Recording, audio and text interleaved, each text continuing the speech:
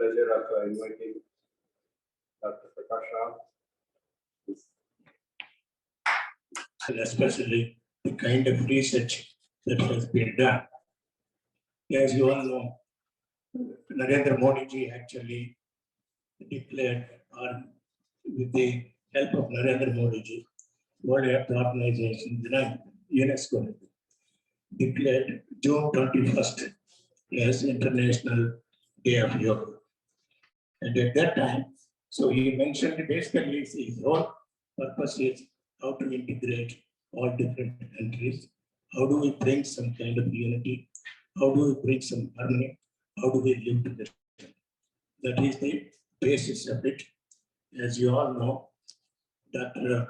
Y.R. Nagendra, he is the one who is instrumental in getting this passage done by UNESCO. As you all know, he was also the guru of Narendra Modi. So as a result, so he has developed a lot of programs all across India. And I think I see the Mahasa Yogananda picture. He's the one who said, of all the things, controlling the mind is the most difficult. He gave so many examples. He says, you can probably run around with the cobra, live with the cobra. You can probably lift an elephant with one finger. And then you can also actually chase the lion and so many things. And then he says of all the things, and you can even go all the way to the sky and form the entire sky and then bring it actually putting in the pocket. So, but controlling the mind is more difficult than any of those things. So that's the reason we have to make sure that mind is at least controlled. So the second verse, Patanjali Yoga itself is the entire gist of yoga. Those are the 4 words. That's enough for us. If we can digest it and if we can learn something, how to cessation, how to achieve the cessation of the wavering of the mind. Wavering of the mind.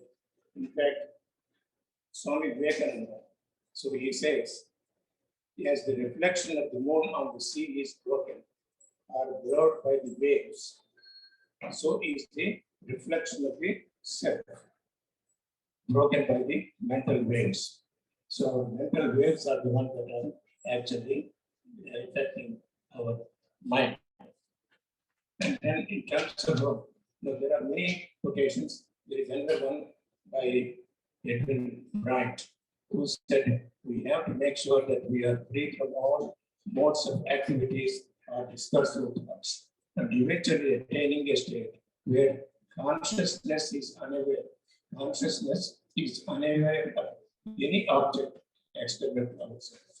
So even if we are sitting here, if we are really into meditation, we should not even actually recognize any of it, which I'm not going to do it. You are all recognizing it because I cannot concentrate as much as so on. So Mayo Clinic, and then University of Wisconsin, and then NIH, Baltimore, all these great universities have done so much research on the effect of yoga in terms of the health, in terms of the concentration, in terms of the performance of the school, performance of the high schools, and so on and so on.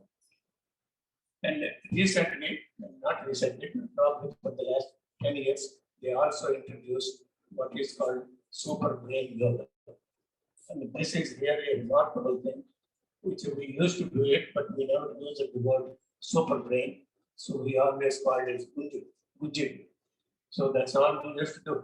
Whenever we made some mistake, so always teacher used to ask us to go and do Guji, that is basically squatting. The kind of research they have done on this one is enormous. So what is happening?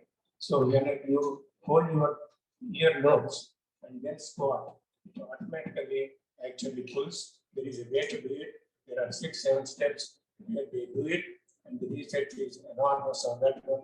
How actually improve the brain, improve the neurons, and how the memory has improved, and how the school performance have improved, how the children became more disciplined and they never missed the schools, so on and so on. I mean, we can give any number of results about the research that have been conducted on this one. And in fact, they say you will be able to face the turmoil of life with steadiness and maturity if you actually practice yoga and meditation. And then Balakrishna and so many people have done research. In nutshell, yoga is a powerful medium for developing the personality of children and making them capable of facing the present day challenges and problems. Yoga schools, they also started what they call yoga schools. They help students improve resiliency, mood, and self-regulation, and so on and so on. And see, I prepared 7 pages. I struck off half of them, and then I will try to finish in the next 5 minutes. And you have yoga for social change, and so many organizations. Unbelievable, the kind of organizations and the number of schools that have started is super yoga. The preschools also, the students have shown improved academic and behavioral performance when yoga is introduced in the schools. The Association for School Yoga and Mindfulness, they have done a lot of research. They also came up with the same conclusions. If you look at all the 9, 8 limbs, first 5 are basically the external ones, where you can see what is happening. And whereas the other 3, which Srinu is more interested, see, those 3 are internal. So dhyana and dharana, dhyana and samadhi. Dharana is very important, concentration. We always try to figure out, we have done concentration, we have done meditation, and then we have absorbed ourselves into the Paramatma and all that. But you see, nobody would really know. Even the people who achieve that state, they cannot really talk about it, they cannot demonstrate it, they cannot teach us.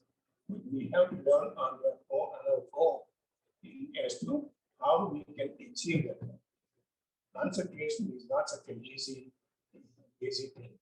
I'll just give you an example. I think there is one gentleman in India, there in Andhra, we have this ashtanga. So this ashtanga, he was able to remember 5,000 questions and then compose on all 5,000. It took 42 days. So that is concentration. How he does it, we have no clue. And he told us how he does it, but it's not that easy for us to do it. Remembering 5,000 questions and then composing poems on it. And then I think samyama. So samyama is one of the things that Srini is talking about quite a bit. So these 3 combinations, fusion of concentration, and then the meditation, and then samadhi. These 3 actually constitute samyama. And it is not an easy thing to reach that particular state. It takes years and years, and probably many of us may not even reach, even only highly elevated people, probably not even 1 in a million, will be able to achieve that. Not only you have to achieve that level, to what extent the samyama and the concentration, meditation, all these things would be reflected in our behavior. Unless they are reflected in our behavior, there is no use in doing all these things for years and years. And if we cannot exhibit in our behavior, in our manners, in our talking, in our associations with people. So that is the essence of this theory. Why we have to do not just only for our own selfish reasons. We have to be good citizens, and we have to be propagate the actually social intervention. And two things. One is the individual level. So how we can achieve unity and harmony. And then the next one would be at the world level, or the universal level. If you look at the individual, so yama niyamas, they are the most important thing, first of all. Yoga helps us to become physically and mentally healthy. Without healthy individual, the healthy society is not possible. The healthy and transformed individual will build up healthy society without any discrimination of caste, so on and so on. So in fact, one always bears in mind that the moral values bring integrity, contentment, and peace and bliss, while immoral values bring confusion, conflict, miseries, and misfortune. So yoga indeed immerses a person into the essence of Satyam, Sundam, and Satyam, Sundaram, and Shiva. So that is the individual. Basically, we have to be at that level. And then at the world level, when our body, mind, and soul are healthy and harmonious, we will bring health and harmony in the world as well. Not by withdrawing from the world, but getting involved in it and trying to propagate it, irrespective of the religion, irrespective of the country. Whether we are Hindus or whatever religion that we may belong, so we are all humans, so we have to live together. We have to appreciate what others are doing as long as one does not get into the conflicts with other societies. Yet afflictions of the body are the same, irrespective of your nation. Afflictions of mind are the same. Diseases and suffering, everything is same. And Patanjali, actually, this is a very good word. He describes yoga as Sarva Bhoma. That means universal monarch. Yoga is universal monarch. There is no other thing who can compare to this monarch. And of course, I have so many quotations that I want to go into. One, Aurobindo, he says, yoga we practice is not for ourselves alone. Its aim is to work out the will of the divine in the world, to effect a spiritual transformation, and to bring down the divine nature and divine life into the mental, vital, and physical nature. Its object is not personal mukti or liberation, although mukti is necessary, but the liberation and transformation of the whole human beings. So that is the important thing. We have to make sure whatever we do, it is for the liberation of the entire world. So I think I should be through in a second.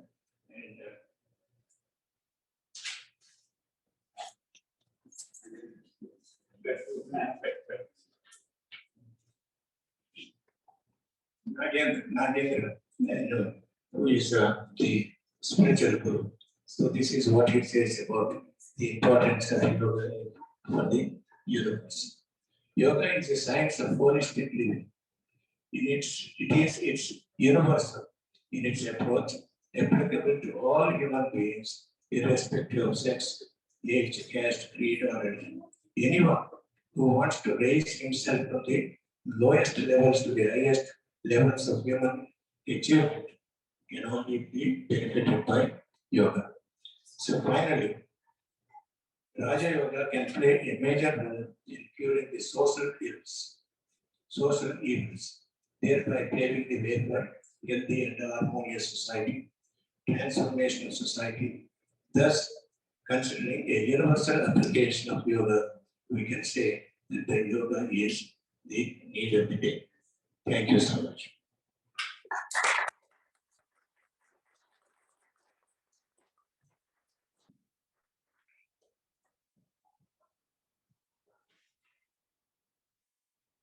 Thank you, Satyam Garu, for getting Prakasarao, for distinguished leader like Prakasarao Garu to come here and bless us.